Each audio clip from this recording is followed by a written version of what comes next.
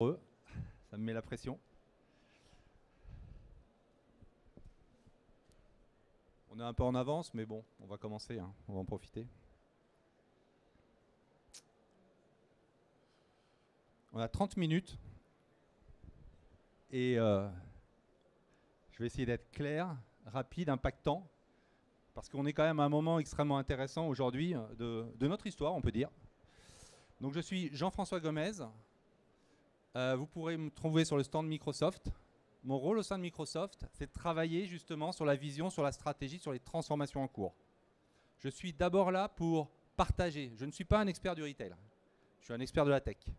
Je suis là pour partager parce que plus que jamais aujourd'hui, il y a un nouveau monde à créer.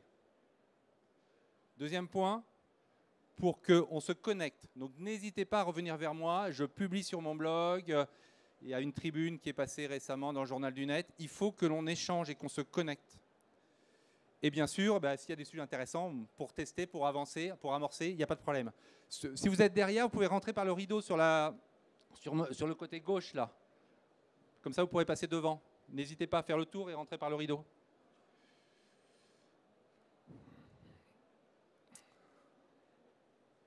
Voilà, donc aujourd'hui, le message principal, c'est oublier le retail.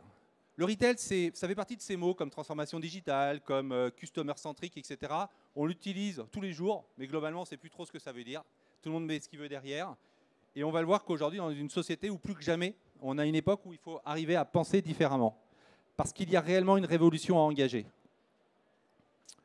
On est dans un monde en transformation. Je pense qu'on le vit tous aujourd'hui, hein, donc ce n'est pas le futur, c'est aujourd'hui. Et tous les secteurs sont concernés. Le transport, la chimie, les échanges aux consommateurs, etc. Donc, c'est une transformation globale. Pendant un siècle et demi, on a vécu sur ce modèle-là. Les 3 premières révolutions industrielles étaient des modèles linéaires, statiques, qui visaient à optimiser du flux produit sans tenir compte des externalités vers un consommateur homogène, passif. Bien, vous voyez bien que ce monde-là, il est mort. Pour optimiser ce monde-là, qu'est-ce qu'on a fait? On a travaillé sur de la planification, on a travaillé sur des process, on a travaillé sur des liens forts, on a travaillé sur des modèles de données privés, on a siloté l'entreprise, on a séparé l'individu de son lieu de vie, de son lieu de travail, on a rendu l'utilisateur, le client, le citoyen anonyme. C'est tellement plus facile d'adresser une foule anonyme. Donc, ça fait un siècle et demi qu'on est sur ce modèle aujourd'hui, hyper-capitaliste, qui vise à distribuer toujours plus de produits à une population, finalement, qui subit. Alors, il y a eu plein de bénéfices, hein, mais ce monde-là, cette organisation, en tous les cas, aujourd'hui, game over. Ça ne fonctionne plus. Aujourd'hui, vous le sentez, on est dans un monde qui se reconstruit en permanence. Le consommateur, à tout moment, il peut choisir le chemin. Il veut être livré à vélo, il veut être livré dans une semaine, il veut y aller à pied, il veut y aller en voiture. Il choisit. Un jour, il veut du bio. Un mois après, c'est la crise. Il veut du local. Crise encore plus forte. Il veut du premier prix, etc. Donc aujourd'hui, on a en permanence un monde où l'ensemble des acteurs, producteurs, transformateurs, distributeurs, commerçants, et bien sûr consommateurs, changent de chemin en permanence. On a 3 éléments qui aujourd'hui transforment ce monde et le font bouger, mais avec des coups de poing, hein, je crois qu'on le subit tous. C'est l'humain. Aujourd'hui, le consommateur, il choisit. Il a pris le pouvoir. C'est lui qui dit ton produit, j'ai vu à la télé, il est mauvais, j'en veux plus. C'est lui qui dit aujourd'hui, j'ai plus les moyens, donc je vais prendre du premier prix. C'est lui qui dit moi, je vais être livré dans une demi-heure. Il commande. Et cet humain qui cherche en même temps que recherche du sens, cherche également une capacité d'achat, en fait. Hein. Donc, il est à la fois contraint et à la fois il est volontaire. Cet humain, c'est également vos collaborateurs, c'est également l'employé de l'entreprise.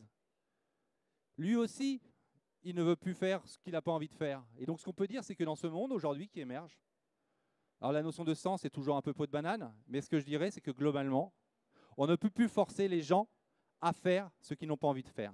Le deuxième point, c'est la planète, bien sûr. Impact sur l'environnement, impact sur l'énergie, impact sur les matières premières, etc.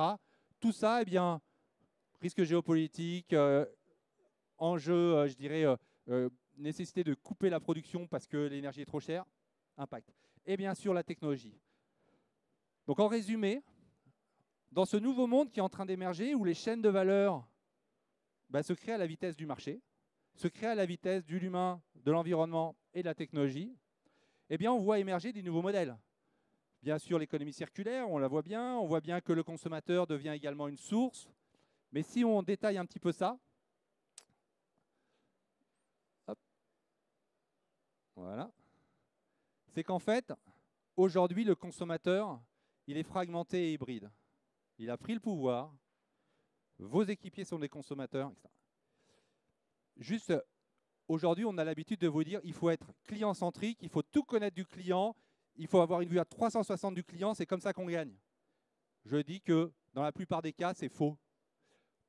À quoi ça sert d'investir des sommes massives pour exploiter les données d'un client qui, de toute façon, il change en permanence, il bouge dans tous les sens, etc. Dans un monde hyper fragmenté, ça ne sert à rien d'investir massivement pour aller chercher le client, le deviner, etc. Il est beaucoup plus intéressant de lui donner envie de venir, de lui donner la capacité de se réaliser grâce à l'enseigne. On va revenir sur ces sujets-là. Il ne faut plus penser en mode push, comme on l'a fait dans les 3 premières révolutions industrielles et comme beaucoup encore l'ont en tête.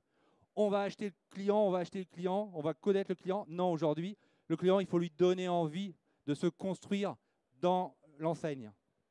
Ça, c'est juste fondamental. Donc, perdre avec cette habitude qu'on a depuis plus d'un siècle et qu'on répète encore beaucoup. Deuxième point, c'est la planète. On a des risques géopolitiques, on a des risques, je dirais, de rupture énergétique, on a des besoins d'informations sur les produits. Je reviendrai dessus, mais ça change en permanence. Et donc, on doit avoir des modèles d'organisation résilients à ces sujets-là. Et enfin, bien sûr, la technologie. La technologie, on parle beaucoup de data. Donc aujourd'hui, le mot à terme, c'est data, data, data. Si on réfléchit 30 secondes, ce que ça veut dire, cette notion de data, et pourquoi c'est beaucoup plus important qu'on en parle finalement. C'est qu'en fait, l'être humain, quand il a voulu prendre, je dirais, de se développer, il a d'abord externalisé ses fonctions physiques. Il a inventé la roue. Et après, il a externalisé ses fonctions, enfin, il a encore amélioré ses fonctions physiques grâce au pétrole, grâce au CO2. Et grâce aujourd'hui, on a des pastilles, je dirais, on a des super pouvoirs, comme dirait Jean-Marc Jancovici, sur l'énergie, grâce au CO2. Et bien, la data, c'est pareil. Au début, on avait une tradition orale. Puis, pour échanger l'information cognitive, on l'a échangée à travers des livres. Et aujourd'hui, la data nous permet d'échanger encore plus sur ces fonctions cognitives. Donc la data est d'abord un moyen d'échange, et notamment d'échange entre les individus, ou entre les individus et les machines. Ça, c'est quelque chose qui va exploser, le peer-to-peer, le prêt entre voisins, etc. C'est parce qu'on est capable d'échanger de la data. Et bien sûr, ça donne des super pouvoirs, parce qu'on le voit bien, on peut voir là où on n'est pas, je peux voir dans ma maison à travers des capteurs, je peux voir tout ce qui se passe dans mes magasins grâce à ça. Donc ça, c'est le premier élément à intégrer. Donc c'est beaucoup plus puissant finalement, il faut le voir comme d'abord un outil d'échange et un outil d'amplification. Le deuxième point, c'est qu'on est rentré dans un monde topologique. Autrefois, on était proche de ses amis, de son commerçant, de ses produits, parce qu'ils étaient proches physiquement. Aujourd'hui, on est proche de ceux qui nous sont proches parce qu'on partage le même point d'intérêt. La topologie, c'est la mathématique en fait, des points communs, en fait. Topos. Donc, aujourd'hui, on est beaucoup plus proche de quelqu'un qui a les mêmes idées que vous, ou les mêmes envies que vous, même s'il est très très loin. Et ça change complètement dans le retail, parce que c'est aujourd'hui, on parle encore d'omnicanal, etc., mais ça, il faut l'oublier. Aujourd'hui, une marque, elle doit être vue aussi bien par le physique et par le digital, et le consommateur doit pouvoir venir par le chemin qui lui est le plus adapté. Donc on est vraiment dans cette fusion aujourd'hui du online et du offline. Il y a une marque, et il y a des chemins d'accès qui sont proposés en fait aux clients. Et ça veut dire également que les fondations de l'entreprise doivent être capables de supporter cette dimension physique et digitale. Je suis dans le magasin, je veux pouvoir me faire livrer à la maison du produit que j'ai devant moi. Je suis chez moi, je veux savoir exactement ce qu'il y a dans le rayon. Ça, c'est des choses qui sont en train aujourd'hui d'exploser. Bien sûr, la data, ce n'est pas gratuit, ça consomme de l'énergie. Et aujourd'hui, il y a un savoir-faire qui va se développer de plus en plus, parce qu'on est quand même dans cette problématique de créer du lien, c'est tout ce qu'on a appris dans le monde de l'open source, du partage de données. On ne peut être bien connecté que si effectivement on travaille sur des modèles communs.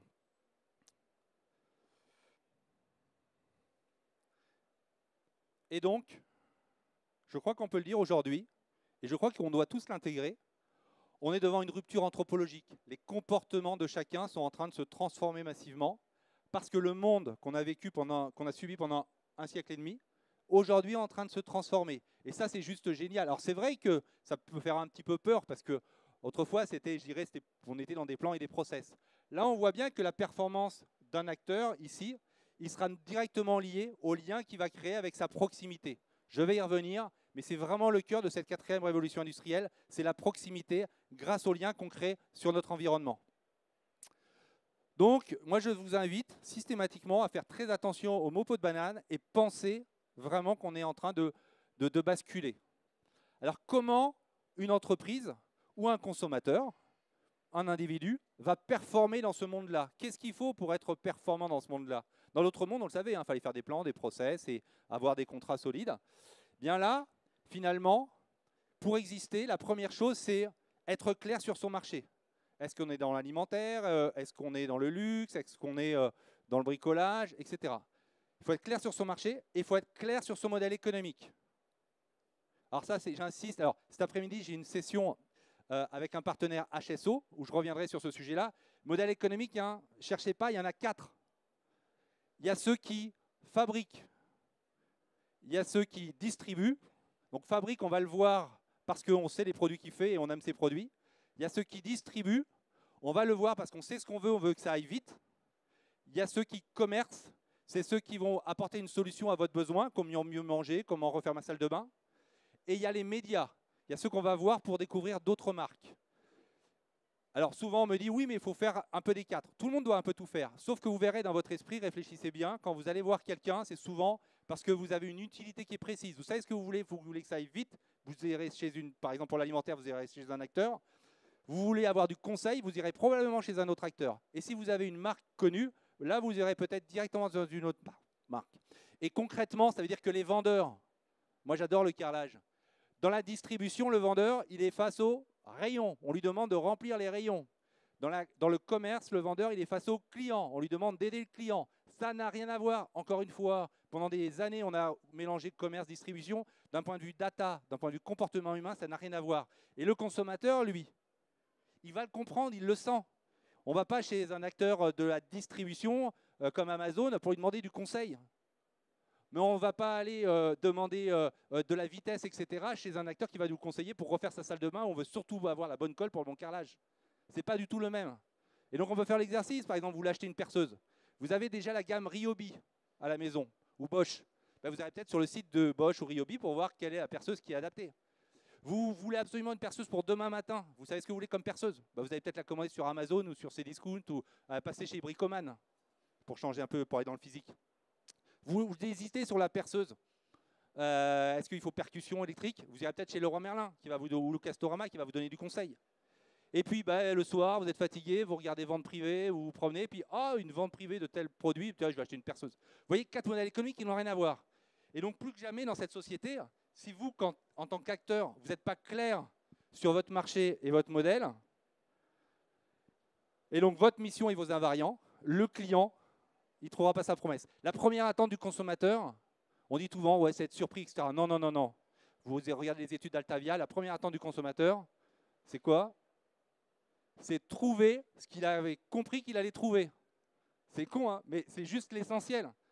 Et donc, si moi, je veux aller vite, je vais chez un distributeur et que j'ai un vendeur qui vient « Ah, comment je peux vous aider ?» Ben non, ça me perturbe en fait. Donc, aujourd'hui, plus que jamais, il faut être clair sur sa mission et sur ses invariants. L'enjeu n'est pas d'imaginer tout ce qu'on peut faire. L'enjeu, c'est de surtout savoir ce qui ne doit pas bouger pour que les collaborateurs, les clients, les partenaires sachent à quoi s'en tenir et puissent comme ça identifier leurs axes de créativité. On peut créer de la valeur pour l'entreprise si on connaît les lignes rouges à ne pas dépasser.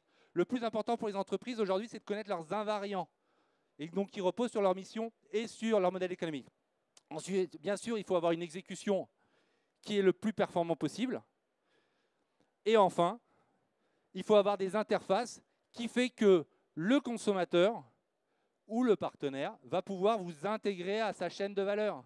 Donc ça peut être un point de vente, ça peut être une API, ça peut être un site mobile, ça peut être... Donc on choisit les interfaces pour pouvoir faire en sorte. Parce que grâce à ça, on sait ici quel est l'acteur, et donc on va créer du lien. Petite remarque, on est dans un monde donc de plateforme. Le consommateur est une plateforme. Vos clients sont des plateformes. Ils vont venir consommer chez vous des produits, mais ils vont également vous fournir des produits, du conseil, des remarques, de la seconde vie, etc., etc. De la matière secondaire que vous pourrez transformer, etc.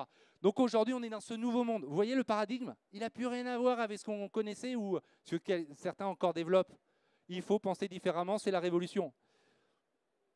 Et donc globalement, il ne faut plus penser retail, trucs, etc. Parce qu'on est tous interconnectés. Quand vous allez aller chercher chez votre distributeur, on va vous charger la batterie avec, et donc ça a de la valeur, avec un partenaire local qui a des panneaux solaires, etc., etc.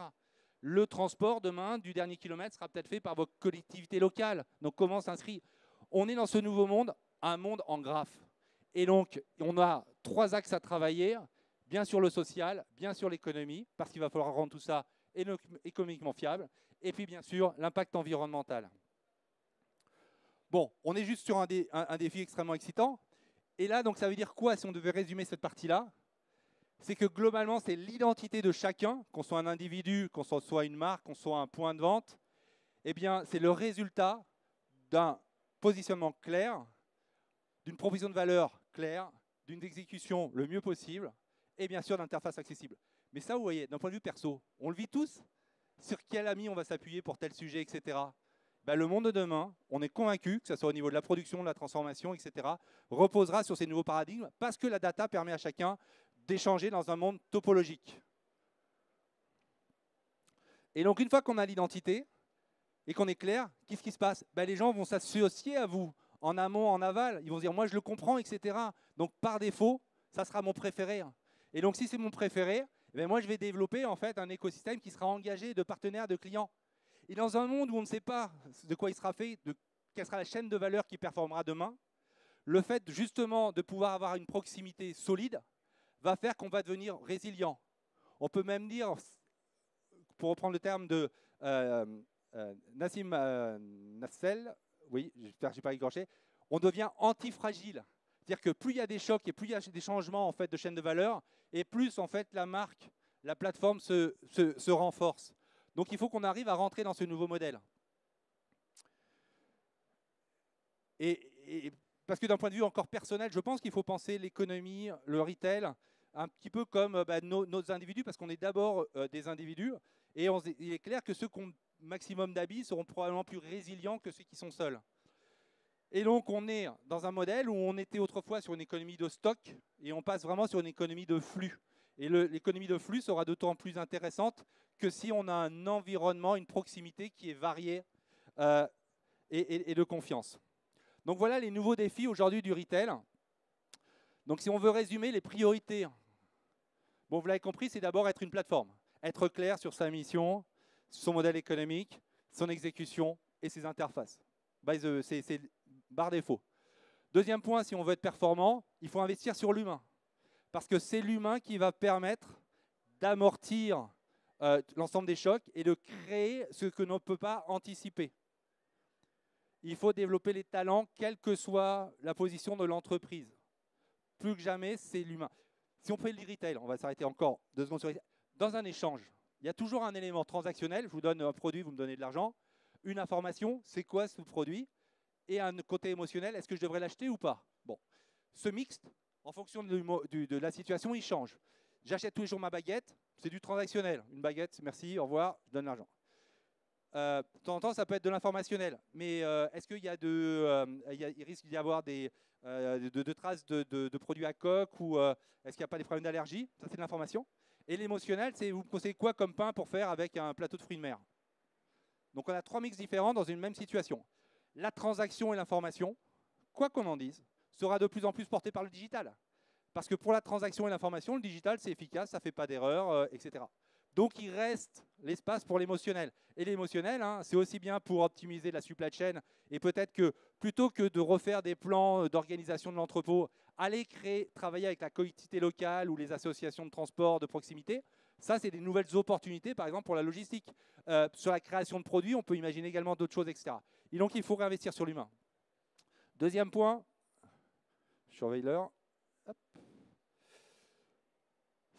Il faut essayer d'avoir une vue de sa proximité. Donc, comment faire en sorte que s'il se passe quelque chose dans mon environnement, donc sur mes proximités, je sois informé le plus tôt possible. Donc là, on est bien sur des relations qui ne sont finalement pas des relations contractuelles avec nos proximités, mais des relations de confiance. Si moi, je développe mon trafic, toi, tu vas développer ton trafic.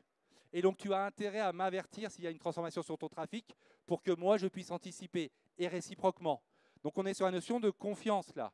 C'est des choses qui sont extrêmement importantes parce que la confiance, ça permet d'aller beaucoup plus vite qu'avec des contrats. Ça permet de réagir. Mais ça veut dire que la confiance, il faut qu'on soit capable de se partager des informations parce qu'on sait que dans l'ensemble, pour nous, ça va créer de la valeur. Donc, c'est ces nouveaux modèles d'organisation qui ne sont pas naturels dans les entreprises, hein, je pense qu'on en conviendra tous, qu'il faut arriver à développer aujourd'hui. Plus on est confiant, plus nos clients... C'est simple. Rupture sur l'huile de colza. Si je suis suffisamment confiant avec mes clients, les clients, je leur dis, on va avoir un problème sur l'huile, vous inquiétez pas, on a vu que vous avez l'habitude de prendre 2 litres par mois, on va vous garantir que vous aurez 2 litres, ne vous précipitez pas. Le client, il est prévenu, il ne va pas aller vite aller chercher son huile parce qu'il y a un engagement, voilà, etc. C'est ce genre de choses qui vont permettre d'amortir un certain nombre d'éléments. On est désolé, ce produit, on ne l'a pas, mais on va vous trouver une autre solution. Ah ok, en tant que client, confiance, je gagne du temps, je ne me prends pas la tête, etc. Ensuite, c'est la diversité des fournisseurs. Que les produits soient locaux, des produits qui viennent de l'autre bout de la Terre, etc. Il faut être capable, finalement, d'avoir un écosystème extrêmement riche pour pouvoir rebondir aux différentes chaînes de valeur. Et plus on sera, je dirais, agile avec son environnement, et plus on pourra être résilient aux transformations. Mais ça, encore une fois, on peut être agile si on ne fait pas 40 000 choses en même temps. Si on est clair sur son modèle économique, si on est clair sur sa mission, etc. C'est vraiment aujourd'hui le point important. Il faut faire des choix pour être lisible. Il faut bien sûr simplifier. Quand on est dans une économie qui était planifiée, stable, sur laquelle on pouvait avoir des négociations incroyables, avec des contrats, avec des dizaines de pièces pour un élément simple, etc. Aujourd'hui, comme on est dans un environnement mouvant et que peut-être si un fournisseur est défaillant à la bout de la terre, ça remet en cause l'ensemble de mon vélo, c'est plus acceptable. Donc aujourd'hui, il faut retravailler la simplicité, la proximité. La confiance de proximité. Donc c'est un retour, hein, vous l'avez compris, à la notion de proximité, qu'elle soit digitale ou physique. Il faut bien sûr accroître la visibilité sur les produits. On va dire autrefois, mais c'est encore beaucoup le cas, quand on a une supply chain, souvent on a une visibilité de bout en bout. J'avais mon entrepôt et j'avais mon client à l'autre bout. Et donc finalement, le produit prenait un chemin et l'information relative au produit et la valeur du produit prenait un autre chemin. Parce qu'on connaissait en fait l'histoire. Aujourd'hui, comme on a des produits qui sont transformés, des chaînes de valeur qui se transforment en temps réel, il faut ramener l'information et la valeur sur le produit. Donc il y a les technologies blockchain qui le permettent, etc. Parce qu'on a bien vu qu'un produit peut changer de valeur au cours de son transport, il peut changer de propriétaire, ou entre le moment où le produit part et le moment où arrive, surtout quand on ne sait pas où il va arriver, il y aura peut-être des normes locales qui vont obliger en fait à avoir des informations critiques pour la commercialisation. Donc là, on ne va pas pouvoir redemander les produits. Donc c'est tout ce qui est traçabilité notamment. Donc aujourd'hui, ça a un impact très fort, c'est d'embarquer autour des produits pour qu'ils deviennent quelque part autonomes dans cette chaîne de valeur et qu'ils ne soient pas dans un silo comme autrefois. Il faut repenser le pricing. Vous voyez bien que la valeur, quand on faisait uniquement de la transaction, je te vends le produit et puis on verra bien ce qui arrive. De toute façon, après, je vais acheter un autre client pour avoir un autre client. Si ce monde-là est terminé, si on est dans une économie de flux ou une économie servicielle, eh bien, on va commencer à se poser finalement la question comment je vends en fait mon produit ou en tout cas l'usage du produit. Et après, on peut se poser la deuxième question, parce qu'on voit bien ici émerger l'économie servicielle, c'est qui porte le capital? Parce qu'on parle souvent de location, mais finalement, il y a quelqu'un qui porte le capital. Et donc, probablement qu'on va aller dans des environnements où si on ne veut pas que ce soit des grosses sociétés qui portent tout le capital et que finalement le service soit juste une manière de redistribuer des monopoles, il faut que probablement les clients deviennent des acteurs actifs des entrepreneurs, des propriétaires, des marques. Donc c'est un peu les modèles qu'on a de play to earn dans les jeux, pour ceux qui connaissent. C'est comment faire en sorte, plus je participe en fait à l'activité du produit et donc de l'enseigne, et plus moi je vais créer, je vais récupérer de la valeur pour moi. Et donc c'est ces nouveaux modèles de coopératifs, mais à l'échelle, je dirais, des marques privées qu'il faut arriver à développer. Donc là, il y a vraiment enfin, tout ça, c'est passionnant, moi, je trouve, hein, parce qu'il y a plein de choses à réinventer. Hop.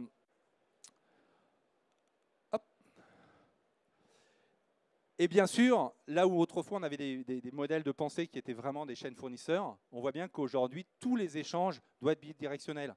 Donc on doit avoir des relations presque symétriques finalement avec l'ensemble de ces parties prenantes, avec l'ensemble de ces écosystèmes. Donc là, c'est pareil. Je pense que c'est comme on dit une chaîne fournisseur ou une chaîne client. Bon, c'est globalement une chaîne de valeur parce que le client, il va devenir fournisseur pour certains produits comme on l'a vu. Donc tous ces modèles, alors parfois, ce sont des organisations, puisqu'on a l'organisation de la supply chain. Ben, il faut peut-être probablement casser ces silos pour pouvoir faire en sorte que des nouvelles, comment dirais-je, des nouvelles organisations beaucoup plus dynamiques sur des thématiques émergent au sein des entreprises. Là, je vais être rapide, mais voilà, ça, c'est des sujets que c'est important. Pour faire cela, bien sûr, j'en ai pas beaucoup parlé, mais on est sur cette société du graphe, hein, vous l'avez vu tout à l'heure. Ces graphes, ça permet de repenser la valeur à travers les liens qu'on a entre les entités. Donc la théorie des graphes, c'est ce qui a fait la fortune d'acteurs comme Google ou Facebook pour le marketing. Ces graphes, il faut que les entreprises se le réapproprient, et pour faire en sorte que vous ayez un graphe de votre entreprise, un graphe étendu avec vos clients et vos collaborateurs pour voir justement les corrélations entre les différents éléments et absolument que vous puissiez anticiper. Il faut bien sûr, malgré tout, être extrêmement solide sur la compliance, sur la gouvernance, sur la sécurité, etc. Ça, c'est juste mandatory aujourd'hui, parce qu'on voit bien que le moindre problème là-dessus peut avoir un impact conséquent. Et globalement, il faut devenir une société technologique. Il faut devenir une entreprise technologique parce que la technologie va porter ces transformations. Autrefois, une entreprise, les fondations, eh bien, c'était des fondations en béton et qui correspondaient à l'activité.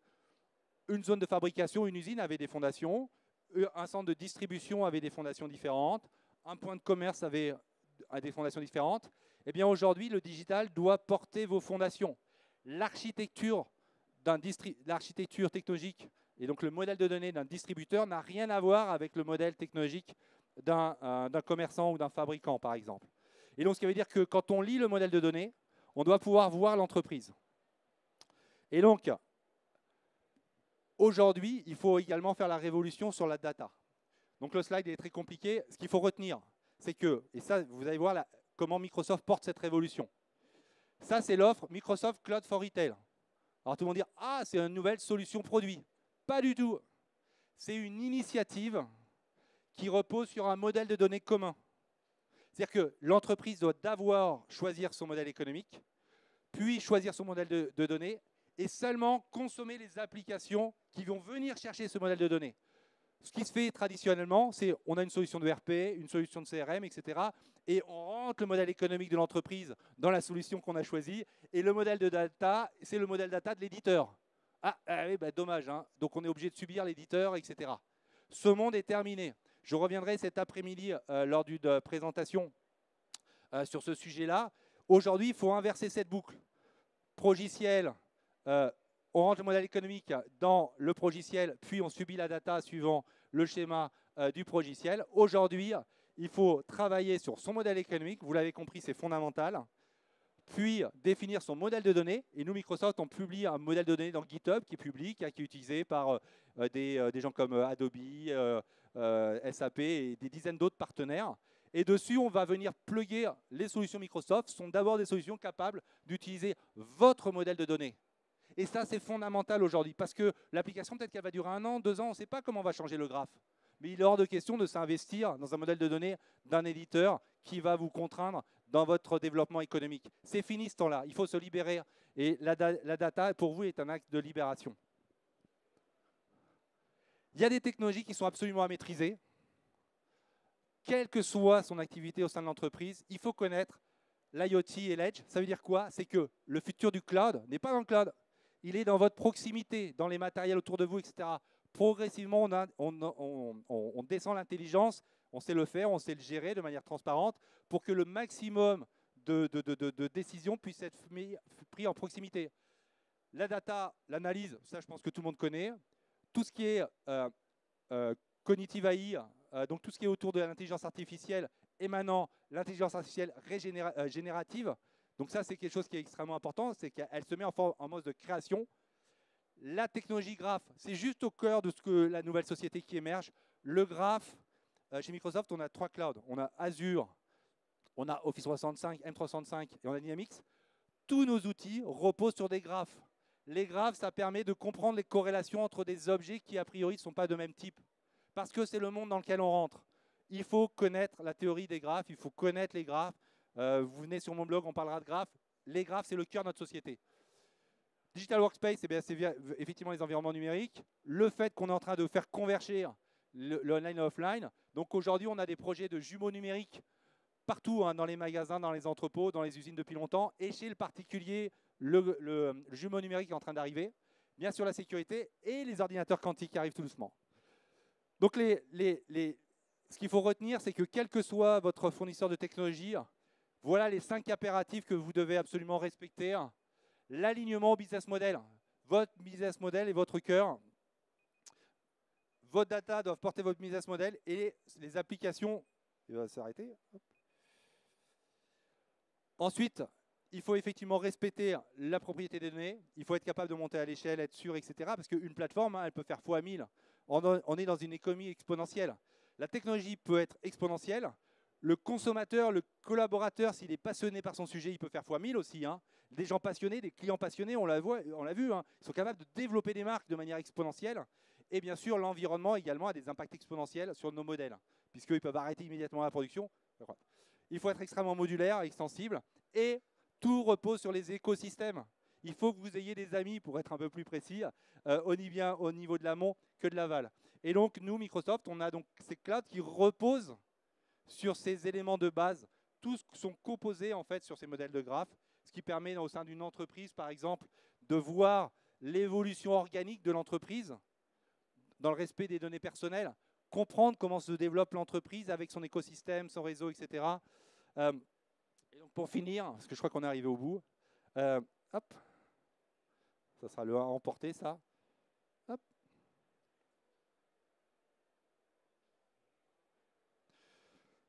Donc, Ray, c'est une marque de sport. Eux, ils ont développé des réseaux sociaux à partir de leur graphe d'entreprise. C'est-à-dire que les clients font partie de leur graphe d'entreprise. Et comme ça, ils peuvent développer une proximité qui est juste incroyable. Des gens comme Walmart, eux, ont mis le modèle graphe au cœur de leur base de données. Il dit, un produit qu'on vend, on ne sait pas demain si on aura besoin des informations sur sa composition, sur où est-ce qu'il est vendu, etc. Donc, on n'a plus de base relationnelle. On met tout dans des bases graphes pour que nos produits soient vivants et qu'ils puissent évoluer en fonction de l'environnement économique. Et puis, on a Starbucks qui a incroyable distributeur de café, et ben, dans l'ensemble en fait, de ces machines à café, ils ont des puces IoT qui leur permettent de piloter à la fois le sourcing de produits, qui leur permet de changer les recettes en temps réel et qui leur permet de développer des relations encore plus fortes avec Microsoft. Comme ça, on a plein d'histoires d'entreprises qui se sont réellement transformées. Donc, le temps de la peinture digitale est terminé. Aujourd'hui, il faut prendre la transformation à bras-le-corps parce que c'est plus important que le digital, et le digital suivra et sera un levier. Mais aujourd'hui, je pense qu'il est temps de faire cette révolution, de penser différemment et de penser en graphe, en réseau. La force du retail, le futur de chacun personnellement ou de nos entreprises, ça sera dans la capacité qu'on aura à créer de la proximité avec notre environnement. Je suis arrivé au bout. C'est un plaisir. Merci.